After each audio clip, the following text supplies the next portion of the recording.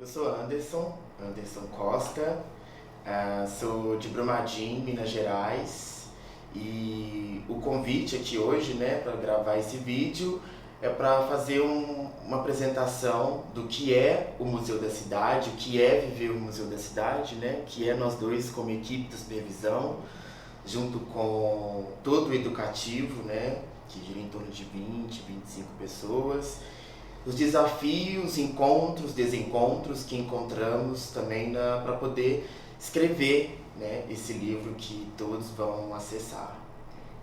Eu sou a Valéria Alencar, eu também trabalhei no Museu da Cidade, eu estou na IP há tantos tempos, desde o início, desde 2001 como colaboradora, e a gente está aqui para contar sobre o volume 2 desse Comemorar Arte Educação, comemorar 20 anos. Nós dois, mais a Daniela Dionísio, somos Sim. os autores, os coordenadores, e autores do livro do volume 2, que a gente vai contar um pouquinho para vocês agora.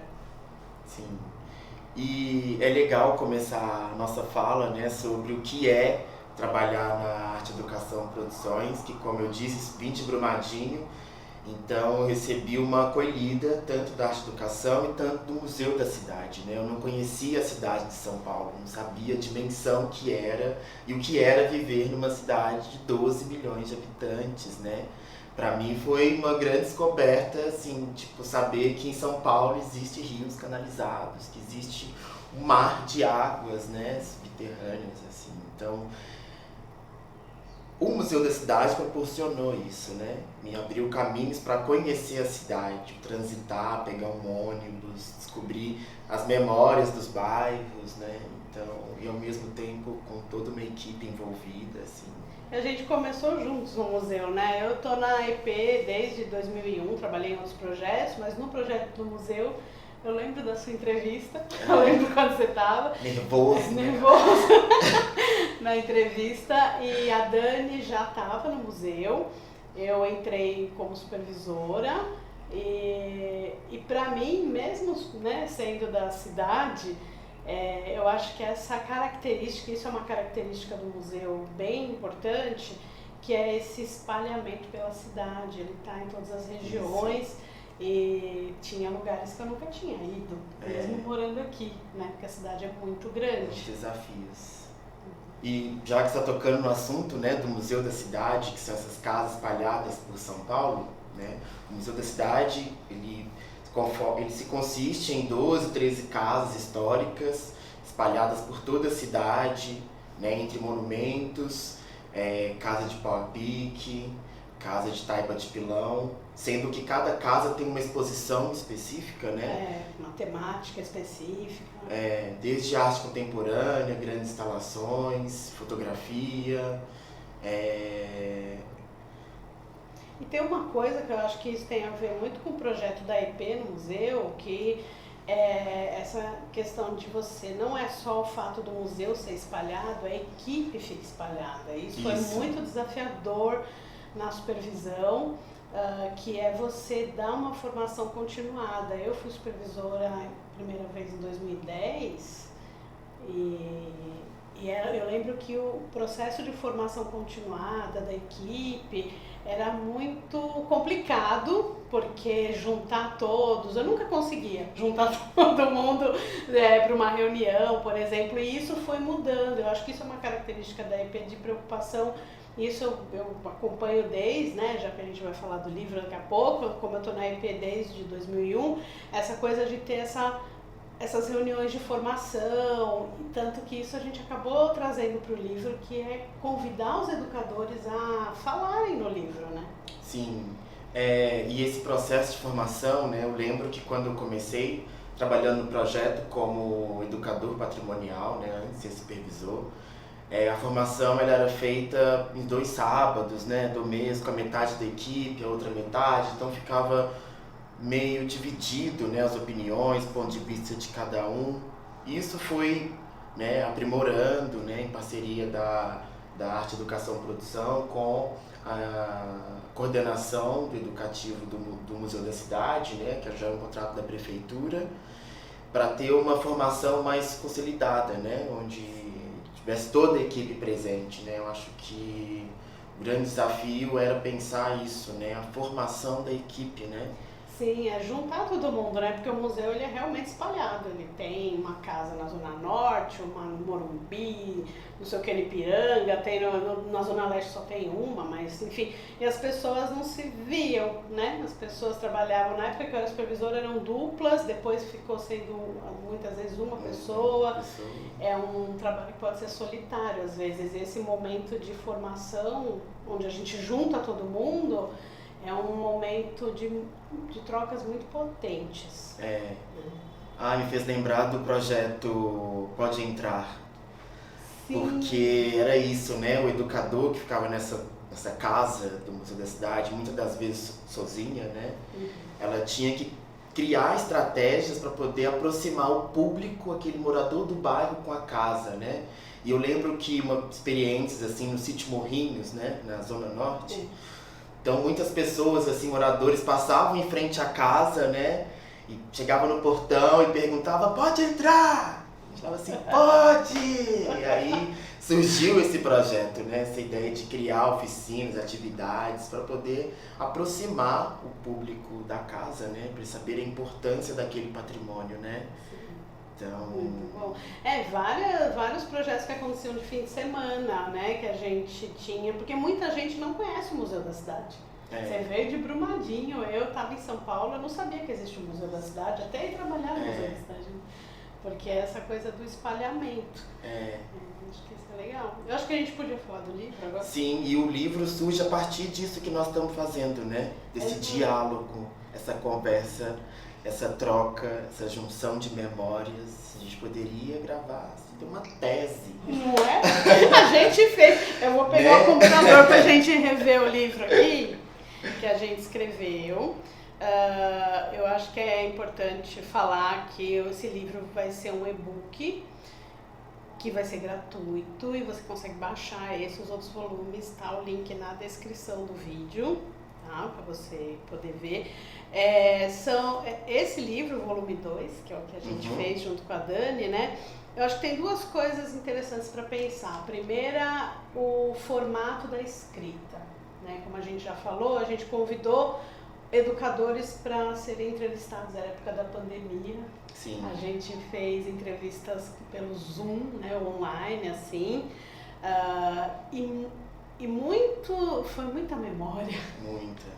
E a gente a gente trouxe essa contribuição dos educadores nas entrevistas, antigos educadores, e tinha educadores que na época estavam no projeto também, Sim. né? O título desse volume 2, que é o projeto no museu, chama Nossa a cidade é um museu. E isso saiu na fala de um dos educadores durante as entrevistas, né? Porque esse caminho, não só o fato das casas estarem espalhadas pela cidade, como os educadores também, né? A pessoa mora lá na Zona Leste, vai trabalhar lá na Zona Oeste, né? Esses percursos são de aprendizagem, né? Então eles falaram muito disso, isso foi meio, acho que pra gente é também, né? Meio unânime que esse conhecer, andar pela cidade. Então, só pra gente pensar aqui... E uma das propostas também, né, a gente pode começar assim, de convidar os educadores, né, a participar de uma entrevista, contar seu relato, a sua experiência com o educativo, né, para não ser nós dois supervisores que ditam as regras, né, que fala sobre a experiência do outro, mas que seja algo coletivo, né, seja de trocas, de memórias. E foi, acho que por conta das entrevistas, inclusive, que a gente resolveu escrever o livro como se ele fosse uma conversa. Isso também é uma coisa que é importante destacar, né? Eu e o Anderson e a Dani, todo o texto é como se a gente tivesse sempre numa conversa. Isso foi bem legal, né? Eu achei bem legal de fazer. Então, eu vou falar aqui que esse livro tem, além do prefácio, tem um prefácio escrito por uma professora da Universidade Federal aqui de São Paulo, que é a Manuela Rufinoni. Ela escreveu o prefácio depois que a gente mostrou como tinha ficado o livro para ela. E esse livro a gente já começa com uma introdução que a gente chamou de A Caminho, porque é isso, né? O percurso da minha casa até ir trabalhar e passar meu dia na casa do Tatuapé. Que às vezes também tem uma outra coisa da solidão, às vezes tem casas que são muito pouco visitadas, né? Infelizmente. Aí às vezes o educador, a maior convivência dos educadores e das educadoras são com os funcionários e funcionárias que estão lá, né? Da limpeza, segurança, que é bem interessante. Sim, e essa introdução a caminho diz muito sobre esse transitar sobre a cidade, né? E falando também um pouco de experiência minha, Anderson Costa, quando eu mudei para São Paulo, fui morar em Embu das Artes, né? E aí o desafio foi atravessar a cidade para trabalhar lá no Monumento à Independência, no Ipiranga. Né? Eu lembro que na época, em 2010, 2009, 2010, não tinha impressora na casa da minha tia, então eu desenhei o mapa para chegar até o Ipiranga. E quando eu cheguei, saí do metrô Alto de Ipiranga, e quando eu cheguei na Avenida Nazaré, no meu mapa estava dizendo que havia um rio. E aí quando eu cheguei na Avenida Nazaré, não havia esse rio. E para mim foi um desespero, assim. Até que eu fui pedir uma informação e o senhor disse que o rio estava canalizado, né? Eu fiquei assim, assustada. Falei, gente, como assim? Como é que fizeram isso com o rio? Então aí, essa é a caminhada, né? De até chegar numa casa específica e se identificar com ela, né? Criar afetos para poder fazer a mediação com o público. Então esse caminho diz muito sobre o que é esse capítulo que nós escrevemos, né? Sim, porque esses caminhos são caminhos que mesmo, que eu falei, mesmo eu morando em São Paulo, a primeira vez que eu fui para a Capela do Morumbi, por exemplo, primeiro que eu sou uma pessoa analógica, né? Eu faço mapa à mão até hoje. Assim, mas eu lembro que a gente perguntava entre os educadores qual o melhor caminho, qual ônibus, né? Que eu também sou uma pessoa do transporte público. Então, qual ônibus que eu pego para chegar lá, e aí avisa. Aí quando você chega lá, conversa com segurança, descobriu às vezes que tem um caminho que é melhor. E tem essa é bem interessante mesmo da gente pensar. Eu amo essa foto desse trabalho do menino tocando na parede, numa casa de taipa de pilão, que essa é a foto da casa do Bandeirante, né? Que é como as crianças tinha essa relação de entender uma casa de barro. Né? Essa foto eu acho ela belíssima. Esse primeiro capítulo da angústia e a potência do patrimônio também é uma fala que saiu de uma entrevista entre os educativos, né? Que é onde a gente vai conversando sobre o que é trabalhar com patrimônio, né? Sim. E um patrimônio que às vezes é desconhecido da própria cidade, a gente já comentou sobre isso, né? E como que a gente trabalha arte e patrimônio. E que relação que eu construo com esse patrimônio, né? Porque para mim, saber que uma casa histórica ela tem que ser um patrimônio, eu preciso criar uma relação afetiva com ela de alguma forma, né? Muitas das vezes não perguntaram para mim o que é patrimônio. Se aquela casa que eu vou trabalhar se seria um patrimônio ou não. Então eu não fui consultado, né? Mas ela é um patrimônio, então que relação afetiva que eu construo com ela para poder fazer meu processo de mediação, né, com o público.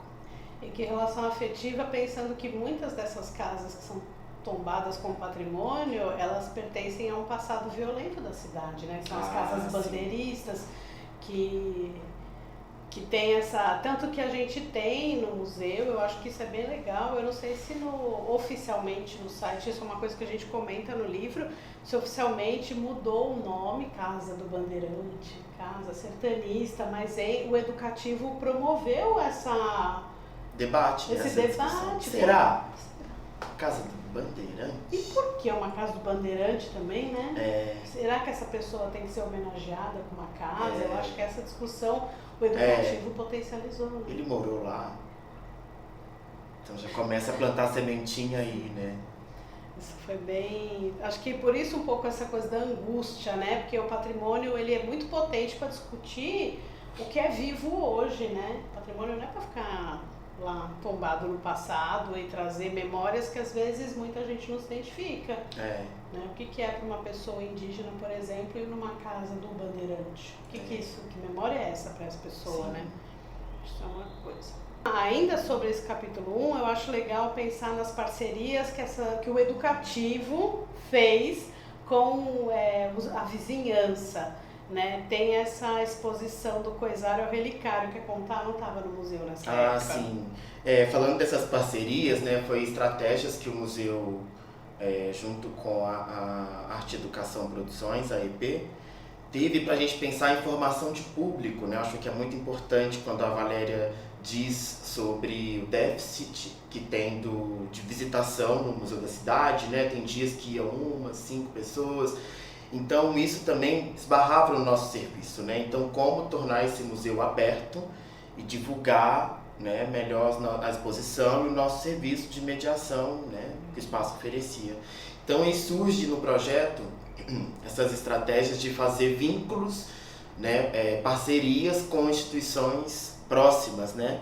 E aí nessa imagem, né, que foi de um projeto que chamava do Coisário ao Relicário, né, que foi uma das parcerias que nós fizemos com a EMEI Gabriel Prestes, né, com a Chácara Lane, que está localizada ali na Consolação.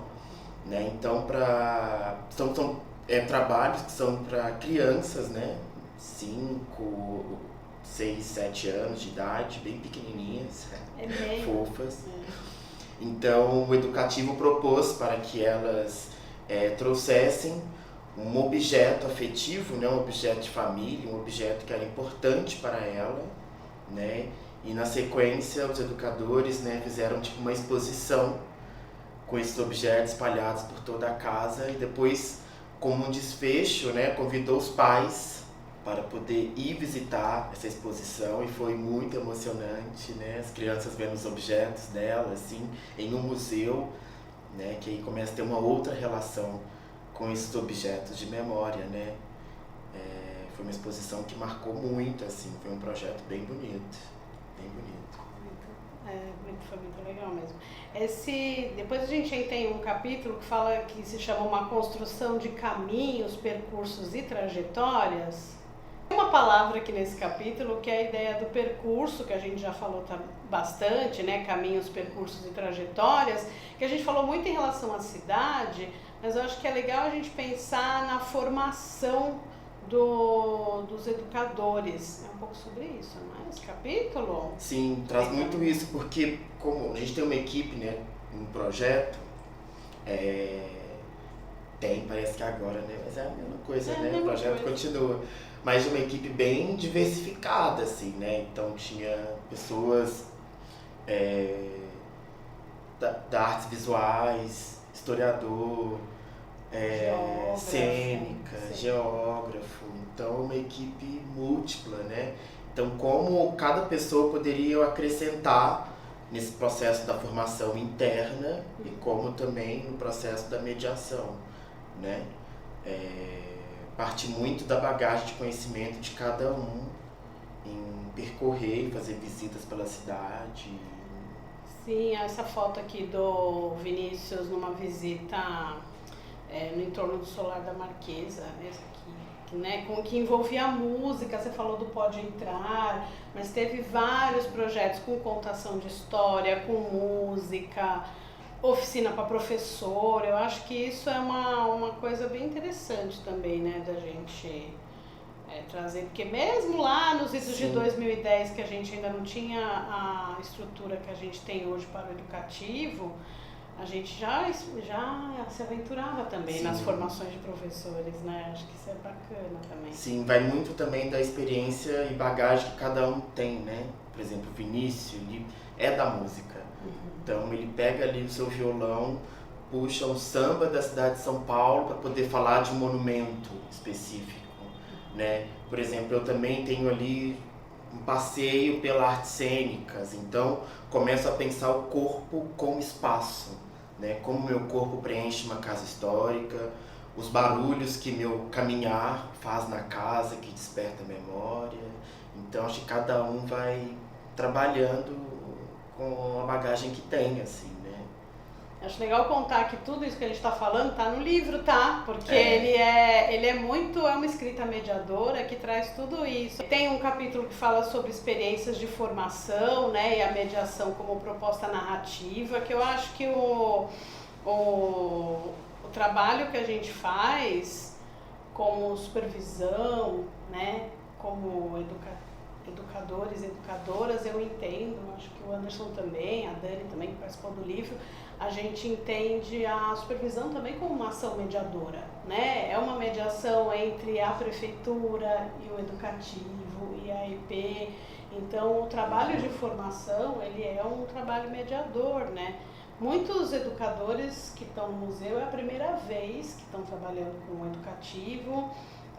Muitos têm uma experiência de trabalhar em exposição temporária, que você tem uma formação lá de, sei lá, de 15 dias, varia, né? Para atuar numa exposição por 3 meses, mas no museu não, né? Tem uma rotatividade, você chega para trabalhar, o museu está aberto. Sim. É trocar a roda com o carro andando. É. Uma coisa meio assim. E é interessante quando você traz essa questão do supervisor, que é o mediador também, né? Que faz essa ponte entre a prefeitura, a empresa Arte Educação Produções e os educadores, né? Porque muitas das vezes, né, tem os desafios, né? É um projeto interessante, sim, mas tem os desafios, principalmente quando a gente está pensando em questões patrimoniais, em uma formação, e aí acaba a energia lá da casa do Tatuapé. E aí você tem que fazer essa ponte, né? Você tem que parar o que você está fazendo e fazer a comunicação com a coordenação e tentar resolver de alguma forma, né? Então, acho que é criar estratégias todo momento. E enfrentar os desafios que tem em relação também com a prefeitura, porque o trabalho educativo, o atender o visitante, é um dos trabalhos, né? Muita gente entende o educativo do museu é aquela pessoa que atende o visitante, mas não. Que é um robô, fica reproduzindo. Não, nós nunca pensamos o educativo assim, né? Sim. Sempre como uma troca, no entanto que se esbarra nesse livro, né? Nesse capítulo. Sim, é muito para pensar mesmo essas formações.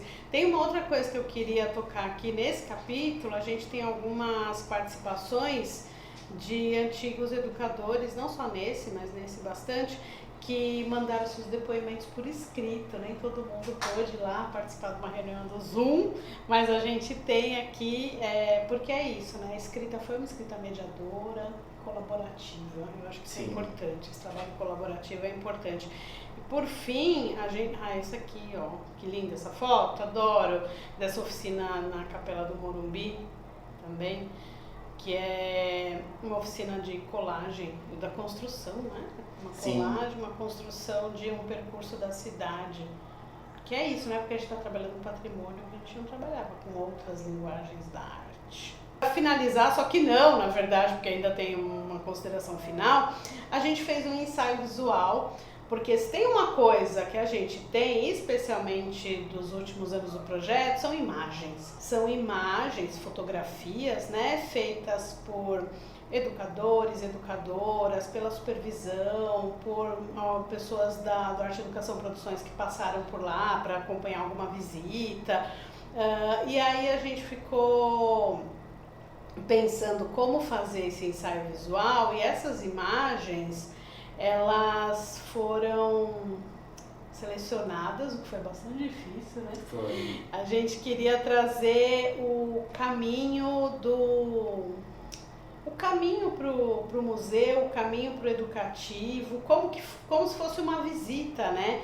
Então, as chegadas, o olhar, a prosa, que é essa conversa inicial da visita. Eu amo essa foto, que a Dani tá de cartola mágica. Na exposição do Penélope, Tatiana Blas, na Capela do Morumbi. Mas é isso, né? Você falando da questão da chegada, né? Principalmente, nós trabalhamos muito com o projeto FDE, Fundação de Desenvolvimento para a Educação. Foi um projeto incrível, né, do governo de São Paulo. E muitas das vezes as crianças, né, elas eram convidadas a fazer um passeio, uma visita, por exemplo, no Sítio Morrinhos. Estou usando muito Sítio Morrinhos de exemplo. Você trabalhou bastante. Que eu amo aquele espaço, relações afetivas. Então as crianças assim, vamos pro sítio. Vamos pro sítio. Então quando elas chegavam no sítio Morrinhos, era de biquíni, canga, né? Sítio, né? Sítio, para fazer um passeio, tem animais. E quando elas chegam lá, tem uma exposição de arqueologia. Então como, né, não deixar essa visita ser frustrada, né, pelas crianças e por você que está ali com a bagagem para passar um conhecimento. Então tem o meio a meio, né? Vamos fazer uma visita, um percurso nesse sítio Morrinhos, conhecer essa exposição de arqueologia e depois vamos para o jardim. Vamos propor umas brincadeiras, né? Uma aproximação. Então criar essas estratégias para que ambos não fiquem frustrados, né? Sim. Durante essa visita. Então era sempre muito engraçado. Assim. Muito engraçado. E tem uma coisa que eu acho que você contou no livro, que eu lembrei agora. Ai, meu Deus. Não teve uma coisa, a primeira casa que você foi o Morrinhos, não foi? Foi. Não teve um lance que você falou que você estava todo nervoso pra o que eu vou falar, ou eu tô viajando, foi pessoa, não teve isso? Sim, porque eu inicio, né, meu processo de mediação trabalhando com arte contemporânea, que tem um pensamento mais livre. Você trabalhava, né, lá em Inhotim. Então tem um pensamento mais livre, não tem um certo, não tem um errado, mas aí quando eu me encontro no desafio de trabalhar com patrimônio que tem datas específicas, né, o ano que foi construído, o ano que foi tombado, então me deu um desespero. Né? Eu lembro que eu fiquei estudando muito, lendo tese, fazendo várias paradas, anotações. E aí, quando chegou o primeiro visitante, que eu queria falar todo o meu conhecimento, tudo que eu tinha aprendido, assim, 1800 e tal, a casa foi construída. E a pessoa começou a andar pela casa, que ela falou do barulho, que ela falou do cheiro, que ela falou das memórias que aquele espaço causava nela, sensações. Então eu parei com aquilo e eu fui entender o que é a mediação nesse espaço, né, com o patrimônio. Eu adoro essa história. Eu também. Eu adoro essa história, porque tem uma coisa assim, pra gente ir indo pro fim aqui, tem uma coisa, a gente termina, né, o nosso livro pensando no se isso é uma última conversa mesmo, por conta uma conversa final, né? Por conta desse... Bom, primeiro que esse livro foi produzido, escrito na época da pandemia, né? Então tinha muito o educativo não se desmanchou por conta da pandemia, teve muito trabalho remoto, enfim, né? Foi aquilo como aconteceu em muitos lugares que as pessoas foram se adaptando àquela situação, né? E aí depois as casas foram abrindo conforme foi terminando. E muita coisa, né, você parou para pensar nesse momento de pandemia, aonde que isso ia dar, como é que isso ia seguir, as expectativas desse trabalho, né? Eu acho que esse livro que a gente escreveu, ele tem essa função da gente entender o que é o projeto que a EP desenvolveu aí por mais de 10 anos, vem desenvolvendo no Museu da Cidade de São Paulo. Que projeto é esse, quais as características que a gente foi adaptando em relação ao qual é o modo de trabalho com arte e educação ou com educação patrimonial, né, do Arte e Educação Produções para esse lugar que é a prefeitura, com todos os desafios que tem, né, trabalhar no equipamento da prefeitura aqui de São Paulo. E quais são as expectativas, o que vai acontecer, o que pode melhorar, o que pode vir de novo, né? E o livro ele convida muito a gente a entender esse processo de trabalho. Eu acho que o livro ele é um processo. Sim. Eu acho que a escrita dele foi um processo, a leitura dele pode ser um processo que não termina. É uma trajetória, né? Trajetória. Principalmente no livro que cada um vai contando a sua experiência, né? Os educadores nós convidamos, né? Até mesmo a minha em particular, né? Que foi isso, quando eu vim para São Paulo, comecei trabalhando como educador folguista, que trabalha só sábado e domingo, aí depois fui para educador mensalista, aí assistente de supervisão, depois a supervisão, né, o que é esse corpo preto assumindo uma supervisão dentro do educativo. Então, o livro traz, né, todas essas caminhadas, trajetórias, né, cada um vai relatando a sua vivência, os desafios, né. E sempre esse processo de construção no coletivo, né? Sim, isso do coletivo é maravilhoso. Ficou bonito esse livro? Eu achei bonito, você não achou bonito? Achei bonito. Achei que ficou lindo. Sou suspeito pra falar. Vai ser com convite, né? Fica o convite para ler. Eu acho que aquilo que, né, como eu já falei, o link para acessar o livro está aqui na descrição. Tem o vídeo também que foi feito para o primeiro e para o terceiro volume, né? E também você consegue acessar gratuitamente aqui no link o livro, e para entender, ele não é só, eu acho que os 3 volumes, inclusive, eles não são só, eles são comemorativos, eles são uma publicação que celebra, mas que também traz muita reflexão sobre o que é trabalhar com educação em espaços culturais, né? Isso é legal. Exatamente.